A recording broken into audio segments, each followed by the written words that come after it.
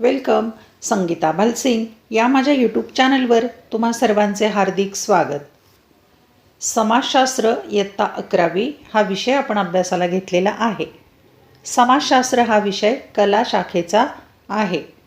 यामधील प्रकरण क्रमांक 8 सामाजिक परिवर्तन हे प्रकरण आपण अभ्यासत आहोत आणि हे शेवटचं आपलं प्रकरण आहे.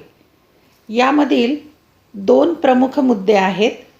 पहिला मुद्दा आहे सामाजिक परिवर्तन, अर्थ, स्वरूप आणि वैशिष्ट्ये. हे व्हिडिओ लेक्चर पूर्ण झालेलं आहे. या चॅनलच्या प्लेलिस्टवर जाऊन तुम्ही पाहू शकता. तसंच यापूर्वीची 7 प्रकरणं, स्वाध्याय, प्रश्नांची उत्तरं सर्व तुम्हाला या चॅनलच्या प्लेलिस्टमध्ये व्हिडिओ पाहायला मिळतील. त्यासाठी प्लेलिस्ट एकदा नक्की पाहून घ्या. आज आपण 8व्या प्रकरणातील दुसरा मुद्दा अभ्यासणार आहोत. सामाजिक परिवर्तनासाठी कारणीभूत ठरणारे घटक. मुद्दा आहे दुसरा, सामाजिक परिवर्तनासाठी कारणीभूत असणारे घटक. म्हणजे सामाजिक बदल कोणत्या कारणाने होतो ते घटक किंवा ती कारणं आपण अभ्यासणार आहोत. सामाजिक परिवर्तनासाठी अनेक घटक कारणीभूत आहेत. सामाजिक परिवर्तनासाठी कारणीभूत असणारे घटक हे वेगवेगळ्या श्रेणी अंतर्गत येतात, जे नेहमी एकाच प्रकारचे नसतात. म्हणजे सामाजिक बदल किंवा परिवर्तन होण्यासाठी अनेक घटक कारणीभूत आहेत आणि ते काही एकाच प्रकारचे नाहीत, खूप वेगवेगळ्या प्रकारचे आहेत. सामाजिक परिवर्तन हे अधिकाधिक घटकांमध्ये घडणाऱ्या आंतरक्रियांमुळे होते आणि आपापसात परस्पर संबंधित सर्व घटक असतात. त्यांच्यामध्ये आंतरक्रिया होतात आणि सामाजिक बदल किंवा परिवर्तन होत असतं. सामाजिक परिवर्तनाच्या महत्त्वपूर्ण घटकांची माहिती पुढीलप्रमाणे. आता त्यातले काही प्रमुख घटक आहेत की सामाजिक बदलासाठी परिवर्तनासाठी कारणीभूत ठरतात. त्याचा आपण अभ्यास करूया. त्यातला पहिला घटक आहे भौतिक घटक. या घटकाला भौगोलिक किंवा नैसर्गिक घटक असेही म्हणतात. म्हणजे भौतिक घटकाला आणखी 2 नावं आहेत. एक तर भौगोलिक घटक आणि दुसरा नैसर्गिक घटक. भौतिक घटकांमध्ये आता कोणकोणते बाबी येतात ते पाहू आपण. हवामानाची स्थिती, भौतिक वातावरण, प्राणीजीवन, जैवविविधता, खनिजांचे स्रोत, नैसर्गिक स्रोत, त्याच्यामध्ये नद्या, वनसंपत्ती, पर्वत इत्यादी घटक येतात की यांच्यामुळे सुद्धा सामाजिक परिवर्तन होतं. हे भौतिक घटक आहेत. त्याची उदाहरणं पण पुढे येतील आता कसं बदल होतो ते. या सर्व घटकांचा मानवी जीवनावर खूप मोठा प्रभाव पडतो. भौतिक घटक हे काही प्रमाणात सामाजिक परिवर्तनावर मर्यादा आणतात, पण काही वेळेला सामाजिक परिवर्तन घडण्यावर मर्यादा पण येते त्याची किंवा अवलंबून असतात. म्हणजे या घटकांमुळे परिवर्तन कमी जास्त प्रमाणात होतं. सामाजिक परिवर्तनाचा वेग आणि दिशा ही भौतिक वातावरणाने नियंत्रित होत असते. भौतिक वातावरण कसं आहे त्यानुसार परिवर्तनाचा वेग किंवा दिशा नियंत्रित होते. उपासमार किंवा दुष्काळ यासारख्या नैसर्गिक आपत्ती असतील तर. आता उपासमार, दुष्काळ अशा आपत्तीचाही मानवी जीवनावर दुष्परिणाम होत असतो. आता त्याचं एक उदाहरण दिलं आहे. 1993 महाराष्ट्रातील लातूर जिल्ह्यातील भूकंपामुळे अनेक कुटुंबे विस्थापित झाली व त्यांचे अनेकांना दीर्घकालीन परिणाम भोगावे लागले. म्हणजे ज्या नैसर्गिक आपत्ती येतात, पूर, दुष्काळ, सुनामी, भूकंप, ज्वालामुखी, याच्यामुळे लोक विस्थापित होतात आणि सामाजिक परिवर्तन होतं. त्याचे दीर्घकाल लोकांना वाईट परिणाम भोगावे लागतात. जरी असे असले तरी मानवी वसाहतींसाठी भौगोलिक परिस्थिती अनुकूलही असते आणि भौगोलिक परिस्थिती जिथे अनुकूल आहे राहण्यासाठी, लोकांना जिथे चांगलं वातावरण आहे, भौगोलिक परिस्थिती आहे, तिथे लोकवस्ती वाढते. निरोगी भौतिक वातावरणामुळे मानवी समाज किती प्रगत झाला आहे याची असंख्य उदाहरणे देता येतील. आणि जर भौतिक वातावरण चांगलं असेल, भौगोलिक वातावरण, नैसर्गिक स्थिती चांगली असेल, अशा भागामध्ये मानवाने खूप चांगली प्रगती केलेली आहे. त्याचं उदाहरण पाहू. जेथे पावसाचे मुबलक प्रमाण आहे, कसदार जमीन आणि खनिज संपत्ती आहे, अशा ठिकाणी लोक राहतात आणि प्रगती करतात. मग तिथे शेती, उद्योग, व्यवसाय असे चांगले होतात. लोक श्रीमंत होतात, संपन्न होतात आणि वेगवेगळ्या प्रकारचे लोक प्रगती साध्य करतात. दुसरीकडे मानवी वर्तनाचा देखील भौतिक वातावरणावर परिणाम होतो. मानवाच्या वर्तनाचा परिणाम कसा होतो तो पाहू. विकासाच्या नावाखाली चालणाऱ्या मानवी वर्तणुकीमुळे भौतिक पर्यावरणावर प्रतिकूल परिणाम झालेला दिसतो. मानवाने निसर्गात हस्तक्षेप केला स्वतःच्या भौतिक प्रगतीसाठी आणि त्याचाही पर्यावरणावर प्रतिकूल परिणाम दिसतो. त्याचं उदाहरण पाहू. औद्योगिक प्रदूषणाचा वातावरणावर होणारा परिणाम आणि त्या अनुषंगाने जागतिक तापमान वाढीवर होणारा परिणाम, की औद्योगिक कारणाने प्रदूषण वाढलेलं आहे आणि जागतिक तापमान वाढीवर त्याचा बदल झालेला आहे. वितळत चाललेले ध्रुवावरील बर्फ, तापमान वाढल्यामुळे ध्रुवीय प्रदेशातलं बर्फ वितळत चालले, त्यामुळे समुद्राच्या पाण्याची पातळी वाढते. समुद्राच्या पाण्याच्या पातळीत होणारी वाढ, काही समुद्रकिनाऱ्यांची लुप्त होत चाललेली जमीन किंवा बेटं, समुद्राच्या पाण्याची पातळी वाढली की आसपासची जमीन पाण्याखाली जातं, बेटसुद्धा पाण्याखाली जातं. मर्यादित संसाधनांचे आव्हान, या सर्वांचा मानवी जीवनमानाच्या दर्जावर परिणाम होतो आणि अशा या सगळ्या भौतिक गोष्टींचा, नैसर्गिक गोष्टींचा मानवी जीवनावर परिणाम होतो. त्यामुळे आजच्या परिस्थितीत सर्वांनी शाश्वत विकासाच्या जाणीवपूर्वक प्रयत्नांना प्रोत्साहन द्यायला हवं. खरं तर ही खूप काळाची गरज आहे की शाश्वत म्हणजे चिरंतन कायम विकास जो आहे तो निसर्गामध्ये, पर्यावरणामध्ये फार ढवळाढवळ न करता मानवाने आपला विकास साध्य केला पाहिजे, पर्यावरणाचं रक्षण आणि संवर्धन करून. उपक्रम दिलेला आहे तुम्हाला दुसरा. तुम्ही सामाजिक परिवर्तनातील भौतिक घटकांचा अभ्यास केला. आता नैसर्गिक आपत्तींचा मानव आणि सामाजिक जीवनावर कसा परिणाम होतो ते योग्य उदाहरणासह लिहा. की नैसर्गिक आपत्ती आहेत, भूकंप, पूर, दुष्काळ, सुनामी, ज्वालामुखी, अशा ज्या आपत्ती आहेत त्याचा मानवी जीवनावर काय परिणाम होतो याचा तुम्ही अभ्यास करायचा आहे. आता पहा, इथे भूकंपाचं उदाहरण दिलेलं आहे, चित्र दिलेलं आहे की मानव हानी आणि जीवितवित्त हानी होते आसपासच्या प्रदेशाची. पहा, हे भूकंपाचं चित्र. असं तुम्ही याची माहिती मिळवू शकता. घटक दुसरा, जैविक घटक. या घटकालाच लोकसांख्यिकीय घटक असेही म्हणतात. म्हणजे लोकसंख्या, लोकांचा घटक असा समजून घ्या. आता लोकसंख्याशास्त्राची माहिती दिली आहे तुम्हाला इथे. लोकसंख्याशास्त्र म्हणजे लोकसंख्येचा सांख्यिकीय अभ्यास होय. लोकसंख्येचा संख्याशास्त्रीय दृष्टीने अभ्यास करणं. यामध्ये लोकसंख्येचा आकार म्हणजे किती लोकसंख्या आहे, संरचना म्हणजे त्याची रचना कशी आहे, की मुलांचं प्रमाण किती, स्त्रियांचं किती, पुरुषांचं प्रमाण किती, लोकसंख्येचे वितरण आणि लोकसंख्या कशी विभाजित झालेली आहे, या सर्वांचा अभ्यास केला जातो किंवा याचा समावेश होतो. तसेच यामध्ये काळानुसार आणि स्थानानुसार जन्म, मृत्यू, वार्धक्य, स्थलांतर यांच्या संदर्भात लोकसंख्येमध्ये होणाऱ्या बदलांची नोंद ठेवली जाते. म्हणजे लोकांच्या जन्माची नोंद, मृत्यूची नोंद, म्हाताऱ्या लोकांची, त्यांचं स्थलांतर कसं होतं, या सगळ्या बाबींची नोंद लोकसंख्याशास्त्रामध्ये ठेवली जाते. हा एक जैविक घटक महत्त्वाचा आहे.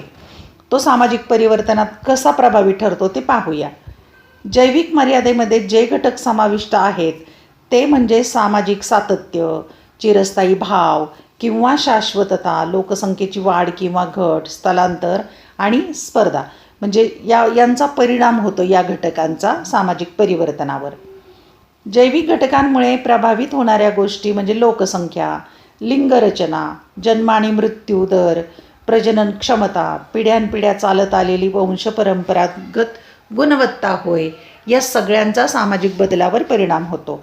लोकसंख्येची व्याप्ती आणि आकार आणि रचना हे घटकही सामाजिक परिवर्तन घडवण्यास कारणीभूत ठरतात. या सगळ्यांचा परिणाम सामाजिक बदलावर होतो. अन्न, निवारा, बेकारी, निकृष्ट आरोग्य, गरिबी, राहणीमानाचा निकृष्ट दर्जा इत्यादी समस्या लोकसंख्येतील बदलावर थेट परिणाम करतात. या समस्यांचा सुद्धा लोकसंख्येच्या बदलावर परिणाम होतो. तसेच अतिलोकसंख्या किंवा कमी लोकसंख्येचाही देशाच्या विकासावर परिणाम होत असतो. लोकसंख्या कमी आहे की जास्त आहे त्याच्यावरही देशाचा विकास अवलंबून आहे. यामुळे प्रादेशिक असमतोल म्हणजे वेगवेगळ्या प्रदेशामध्ये विकासाची असमानता असणं, घनतेमध्ये बदल, घनता म्हणजे एका विशिष्ट भागामध्ये किती लोक राहतात, लिंग गुणोत्तरात असणारी तफावत, लिंग गुणोत्तर याचा अर्थ 1000 पुरुषांमागे स्त्रियांचं प्रमाण किती आहे, या सर्व समाजावर परिणाम करतात. लोकसंख्येच्या आकारमानामुळे सामाजिक आर्थिक विकास आणि संधीची उपलब्धता यावर परिणाम होतो. या सगळ्या गोष्टींचा सामाजिक परिवर्तनावर परिणाम होतो. उदाहरण घेऊया आपण आता. उदाहरणार्थ, काही समाजातील ज्येष्ठ नागरिकांची वाढती लोकसंख्या आणि युवकांची घटती संख्या हे त्या समाजासाठी नवीन आव्हान निर्माण करतात. आता भारतासारख्या देशात तरुणांची लोकसंख्या जास्त आहे, चीनसारख्या देशामध्ये, जपानसारख्या देशामध्ये वृद्धांची लोकसंख्या जास्त आहे, तर समाजासाठी ते पण समस्या ठरू शकतं. आता लिंग गुणोत्तर म्हणजे काय ते सांगितलं आहे. लिंग गुणोत्तर म्हणजे कोणत्याही लोकसंख्येमध्ये दर 1000 पुरुषांमागे स्त्रियांची संख्या किती. म्हणजे 1000 पुरुष असतील तर स्त्रियांचं प्रमाण किती आहे त्याला लिंग गुणोत्तर असं म्हणतात. आता इथे प्रमाण दिलेलं आहे, तुम्हाला माहिती आहे का, इथे वर्ष दिलं आहे आणि संपूर्ण लोकसंख्येमध्ये लिंग गुणोत्तर प्रमाण दिलं आहे आणि लहान बालकांसाठीचं लिंग गुणोत्तर प्रमाण दिलं आहे. 1991मध्ये 927, 945, 2001मध्ये 933, 927, 2011मध्ये 940, 914 हे लिंग गुणोत्तर प्रमाण आहे. आणि भारतातील विषम लिंग गुणोत्तराचा आलेख, त्याचा आलेख पण इथे काढून दिलेला आहे याच वरील प्रमाणाचा, की पुरुषांची संख्या जास्त स्त्रियांची कमी असं प्रमाण दिलेलं आहे. तो तक्ता पण पाहून घ्या. तिसरा घटक आहे सामाजिक सांस्कृतिक घटक. मानवी संस्कृती ही परिवर्तनाची एक प्रक्रिया आहे. समाजाच्या एका सांस्कृतिक घटकात होणारे परिवर्तन संपूर्ण सामाजिक बदलासाठी कारणीभूत होऊ शकतं. सांस्कृतिक घटक जरी बदलला तरी सामाजिक बदल होतोय. जेथे दोन संस्कृती या समोरासमोर येतात किंवा भिडतात तेथे सामाजिक परिवर्तन अपरिहार्य असते. सांस्कृतिक प्रसरण हा परिवर्तनाचा एक स्रोत आहे. दोन संस्कृती समोर आल्या तरीही बदल होतो. संस्कृतीमध्ये मूल्ये, प्रमाणके, कल्पना आणि विचारधारा, नैतिकता, रीतिरिवाज आणि परंपरा या येतात. हे सर्व परिवर्तनाचे घटक आणि कारणे देखील आहेत. ही सर्व परिवर्तनाचे घटक पण आहेत आणि परिवर्तन होण्याची कारणं पण आहेत. सामाजिक परिवर्तनामध्ये सांस्कृतिक मूल्य आणि विचारप्रणाली किती महत्त्वाची भूमिका बजावतात हे काही उदाहरणावरून स्पष्ट होतं. जीवशास्त्रज्ञ चार्ल्स डार्विन, मानसशास्त्रज्ञ सिगमंड फ्राईड आणि विचारवंत कार्ल मार्क्स यांनी मागील शतकामध्ये संपूर्ण जगामध्ये मांडलेल्या काही महत्त्वपूर्ण संकल्पनांचा प्रभाव, हे वेगवेगळे शास्त्रज्ञ जे आहेत त्यांनी ज्या संकल्पना मांडल्या त्यांचा प्रभाव आजही कायम टिकलेला दिसून येतो. विचार आणि सांस्कृतिक मूल्यांची सामाजिक परिवर्तनामध्ये काय महत्त्वाची भूमिका आहे हे समजून घेण्यासाठी आपण काही उदाहरणे पाहू. आता उदाहरण दिलेलं आहे. जर्मन समाजशास्त्रज्ञ मॅक्स वेबरने सामाजिक परिवर्तनातील सांस्कृतिक घटकाला महत्त्व दिलेलं आहे त्यांनी आपल्या ग्रंथात ग्रंथाचं नाव पाहूया. Protestant ethics and the spirit of capitalism या प्रसिद्ध पुस्तकात प्रोटेस्टंट धर्माची शिकवण आणि भांडवलशाहीचा प्रसार यांचा आंतरसंबंध दाखवून दिला आहे. म्हणजे धर्माची शिकवण आणि भांडवलशाही याच्यामध्ये कसा संबंध आहे ते त्यांनी दाखवून दिलं आहे.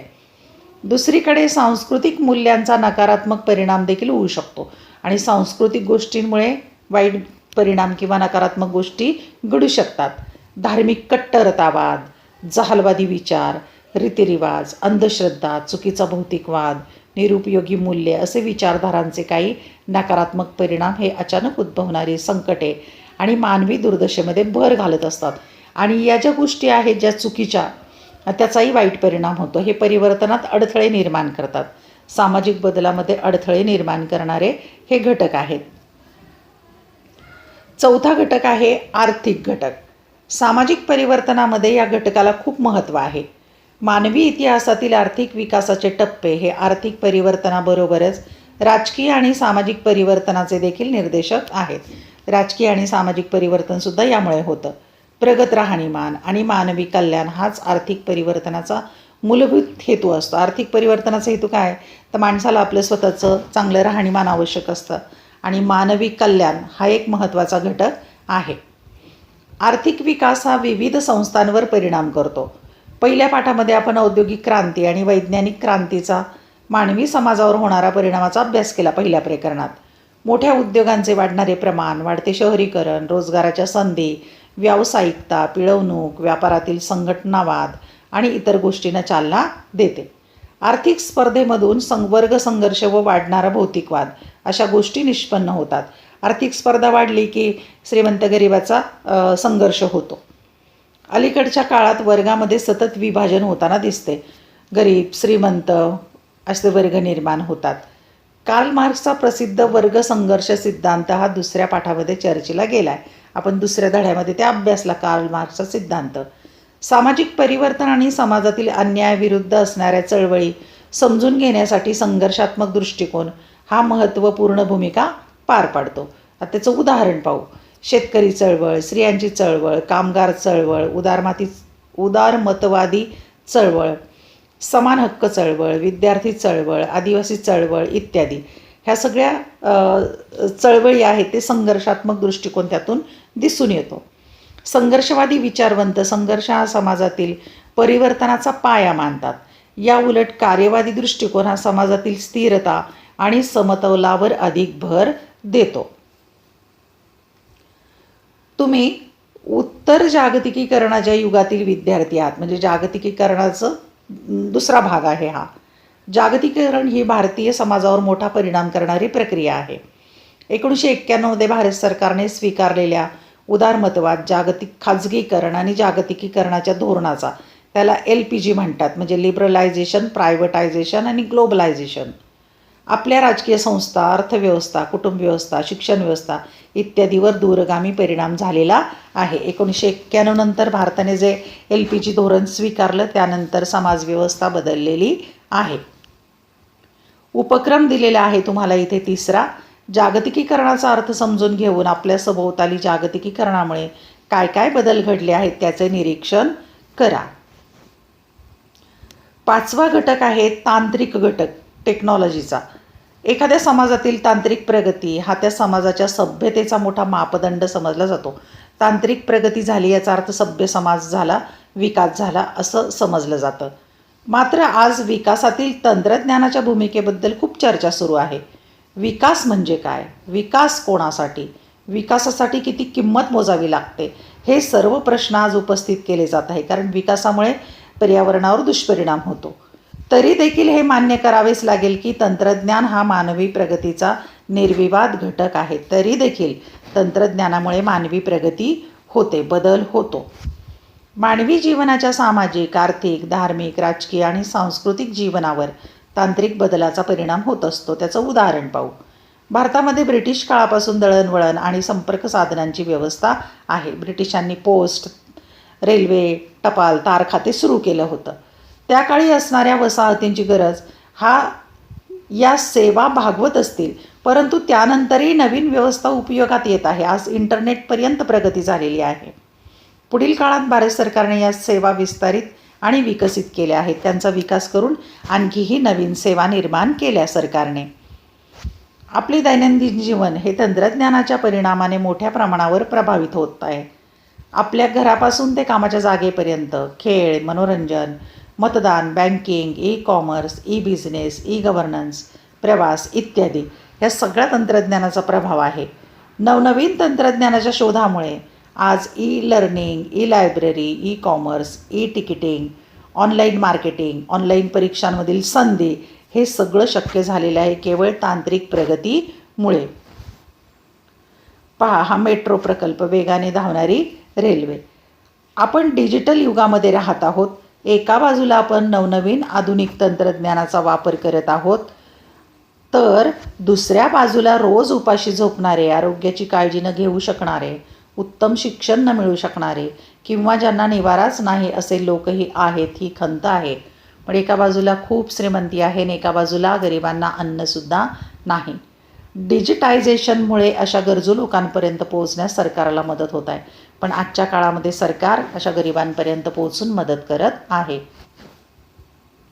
उपक्रम दिलेला आहे क्रमांक 4. सामाजिक परिवर्तनातील तांत्रिक घटकांचे महत्त्व तुम्हाला समजले असेल. आता तुम्ही तुमच्या शेजारील 10 कुटुंबाच्या रोजच्या जीवनात आधुनिक तंत्रज्ञानाचा त्यांना कसा उपयोग होतो याची माहिती गोळा करा. 10 कुटुंबाची माहिती गोळा करायची, तंत्रज्ञानाचा त्यांना काय उपयोग होतो. 6वा घटक आहे शैक्षणिक घटक, एज्युकेशनल. शिक्षणाबाबतचे दुर्लक्ष, जागरूकतेची कमतरता आणि अनास्था हे परिवर्तनात अडथळे निर्माण करतात. विविध साधनांद्वारे शिक्षण, औपचारिक शिक्षण, सहज शिक्षण, अनौपचारिक शिक्षण आणि खुले किंवा दूरशिक्षण अशा शिक्षणाच्या संधी आज उपलब्ध आहेत. अगदी दूरस्थ शिक्षणसुद्धा उपलब्ध आहे. यशवंतराव चव्हाण महाराष्ट्र मुक्त विद्यापीठाचं हे चित्र दिलेलं आहे. ते आपण दूरस्थ शिक्षण घेऊ शकतो. शिक्षण हे कल्पनांच्या आणि कौशल्यांच्या विकासाचे, समस्या सोडवण्याचे, लोकांना परिवर्तित करण्याचे साधन आहे. शिक्षणातून लोक ज्ञान, कौशल्य, कार्यक्षमता मिळवतात आणि त्याचा उपयोग नोकरी किंवा स्वतःच्या व्यवसायासाठी करतात. शिक्षणातून जे ज्ञान मिळतं ते आपलं पोटापाण्याचं काम करण्यासाठी, नोकरी धंद्यासाठी ते ज्ञान वापरतात. शिक्षणाच्या हक्कामार्फत आता RTA राईट टू एज्युकेशन आहे. 14 वर्षाच्या बालकाला तो हक्क आहे. समाजातील सर्व घटकांपर्यंत शिक्षण पोहोचवण्यासाठी शासनाने मोठ्या प्रमाणावर प्रयत्न केलेले आहेत. शिक्षणासाठी सरकार प्रयत्न करतं.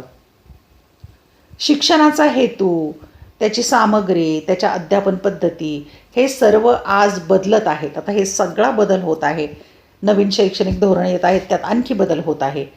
तंत्रज्ञानाचा शिक्षणाने केला जाणारा उपयोग, ई-लर्निंग, ऑनलाईन शिक्षण, उदाहरणार्थ MOOCs, स्मार्ट बोर्ड्स, आभासी वर्ग, नॅशनल डिजिटल लायब्ररी इत्यादीद्वारे शिक्षण अगदी दूरपर्यंत पोहोचलेलं आहे. सरकारच्या प्रयत्नामुळे बऱ्याच लोकांना शिक्षणाची संधी प्राप्त झालेली आहे. लिंगबदल करणाऱ्या व्यक्तींना शिक्षणासाठी प्रोत्साहित करण्यासाठी विद्यापीठ अनुदान आयोगाने म्हणजे UGC विशेष प्रयत्न केलेले आहेत की ज्यांनी आपलं लिंग बदलून घेतलेले आहे, स्त्रीचा पुरुष किंवा पुरुषाची स्त्री झालेले आहेत, त्यांच्या शिक्षणासाठी पण प्रयत्न केले जातात. अनेक विद्यापीठांनी अभ्यासक्रमांसाठी लिंगबदल केलेल्या व्यक्तींना प्रवेश देण्यास सुरुवात केली आहे. गरजू आणि हुशार विद्यार्थ्यांना बऱ्याच समाजसेवकांमार्फत शिष्यवृत्ती पण दिली जाते. शिक्षण मानवाच्या जीवनात परिवर्तन घडवून आणते. महत्त्वाचा घटक आहे. शिक्षणामुळे परिवर्तन होतं. इथे उपक्रम दिलेला आहे तुम्हाला 5वा. मागील 10 वर्षातील शिक्षणाच्या परिवर्तनाबद्दलची माहिती मिळवा. उदाहरणार्थ टीच फॉर इंडिया कॅम्पेन. 10 वर्षामध्ये शिक्षणाच्या क्षेत्रात कसा बदल झाला आहे त्याची माहिती ऑनलाईन मिळवा. मानवी समाजामध्ये सतत परिवर्तन होत असते. या पाठातून सामाजिक परिवर्तन म्हणजे काय हे समजले असेल. तसेच सामाजिक परिवर्तनाच्या जैविक, सामाजिक, सांस्कृतिक, आर्थिक, तांत्रिक आणि शैक्षणिक घटकांची ओळख देखील तुम्हाला झाली आहे. आपल्या आसपासचे बदल समजून घ्यायला तुम्हाला निश्चितच या पाठाचा उपयोग होईल. व्यवहारात अतिशय उपयोगी अशी ही माहिती तुम्हाला मिळालेली आहे. आता या पाठाचा सारांश आपण पाहूया. मानवी जीवन गतिशील प्रक्रियेतून जात आहे. परिवर्तन सर्वत्र दिसून येणारा घटक आहे. परिवर्तन हे अपरिहार्य आहे. समाजशास्त्र हे समाजाचा सांख्यिकी आणि गतिशील दृष्टिकोनातून अभ्यास करते. समाजशास्त्र समाजाचा संरचनात्मक आणि कार्यात्मक दृष्टिकोनातून अभ्यास करते. सामाजिक परिवर्तन म्हणजे समाजातील संरचना आणि कार्यात्मकता यामध्ये दिसून येणारे बदल. सामाजिक परिवर्तनाची काही महत्त्वाची वैशिष्ट्ये आहेत. सतत चालणारी प्रक्रिया, तात्पुरता गुण, एकमेकांवर अवलंबून असणाऱ्या घटना, नैतिक तटस्थता, कमी कालावधी आणि जास्त कालावधीसाठी परिवर्तन, नियोजित आणि अनियोजित परिवर्तन इत्यादी. सामाजिक परिवर्तनासाठी अनेक घटक कारणीभूत ठरतात. सामाजिक परिवर्तन केवळ एकाच घटकावर अवलंबून नसते. समाजामध्ये परिवर्तनासाठी कारणीभूत घटक भौतिक किंवा भौगोलिक घटक, जैविक घटक, सामाजिक सांस्कृतिक घटक, आर्थिक घटक, तांत्रिक घटक आणि शैक्षणिक घटक या सगळ्या मुद्द्यांचा अभ्यास आपण केलेला आहे. या पाठावरील सर्व व्हिडिओ लेक्चर या चॅनलच्या प्लेलिस्टवर जाऊन तुम्ही पाहू शकता. धन्यवाद. व्हिडिओ लेक्चर आवडल्यास चॅनल सबस्क्राईब करा, बेल आयकॉन प्रेस करा म्हणजे मी नवीन व्हिडिओ पोस्ट केल्याचं नोटिफिकेशन तुम्हाला मिळेल. आवडलेले व्हिडिओ लाईक, कमेंट, शेअर जरूर करा. अभ्यासासाठी खूप खूप शुभेच्छा.